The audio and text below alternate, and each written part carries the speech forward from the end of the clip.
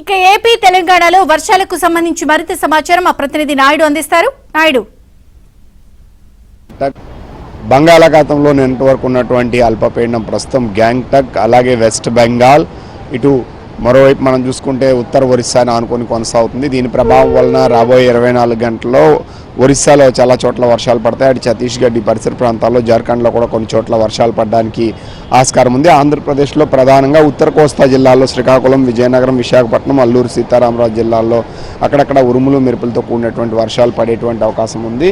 So మరి కాసేపట్లో ఇటు శ్రీకాకుళం జిల్లాలో కూడా అక్కడక్కడ వర్షాలు పడేటువంటి అవకాశం ఉందని చెప్పి వాతావరణ నిపుణులు అయితే అంచనా వేస్తున్నటువంటి పరిస్థితి అయితే కనిపిస్తుంది. అయితే సో గత ఏడాదితో పోలిస్తే ఈ ఏడాది దాదాపుగా మాన్సూన్ అనేది చాలా వరకు ప్రభావం చూపలేదని చెప్పొచ్చు. ఇప్పుడు దేశవ్యాప్తంగా మనం చూసుకుంటే దాదాపుగా 17% రెయిన్ఫాల్ అనేది డెఫిసిట్ ఉన్నటువంటి పరిస్థితి ఉంది. అక్కడ అల్పపీడనాలు ఏర్పడినప్పుడు కూడా కంటిన్యూటీ ఆఫ్ రెయిన్ కానీ హెవీ రెయిన్ కానీ ఎక్కడా లేనటువంటి పరిస్థితి. అయితే ఉత్తరాదిలో మాత్రం కొంతవరకు, ఎందుకంటే హిమాలయాల్లో విండ్ ప్యాటర్న్ కొంత స్టేబుల్గా ఉండిపోవడం వలన వర్షాలు అనేవి ఏడాది కొద్దిగా తక్కువగా ఉన్నాయని చెప్పి వాతావరణ నిపుణులు కానీ వీళ్ళు కానీ చెప్తున్నటువంటి పరిస్థితి అయితే మనకి కనిపిస్తుంది అనేది మనం చెప్పొచ్చు.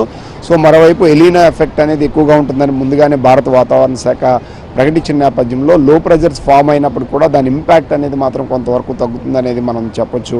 సో ఇప్పుడు మనం చూసుకుంటే దేశవ్యాప్తంగా ఉత్తరాదిలో అయితే కొన్ని చోట్ల heavy to very heavy rains పైన, మిగతా ప్రాంతాల్లో అనేది ప్రస్తుతం కూడా డెఫిసిట్ కొనసాగుతుంది. అయితే తర్వాత కూడా కొన్ని చోట్ల లో ప్రెజర్ ఇవి ఫామ్ అయినప్పుడు కూడా ఈ డెఫిసిట్ అనేది కొనసాగడానికి ఆస్కారం ఉందని చెప్పి వాతావరణ నిపుణులు కానీ వీళ్ళు కానీ అంచనా వేస్తున్నటువంటి పరిస్థితి అయితే ఉందనేది మనం చెప్పొచ్చు. ఈరోజు మాత్రం ఆంధ్రప్రదేశ్లో ప్రధానంగా ఉత్తర కోస్తా జిల్లాల్లో సో 1-2 చోట్ల భారీ వర్షాలు పడడానికి ఆస్కారం ఉంది. మిగతా ప్రాంతాల్లో చాలా వరకు పొడి వాతావరణం ఉంటుంది. అక్కడక్కడ ఉరుములు మెరుపులతో కూడినటువంటి వర్షాలు పడడానికి ఆస్కారం ఉంది.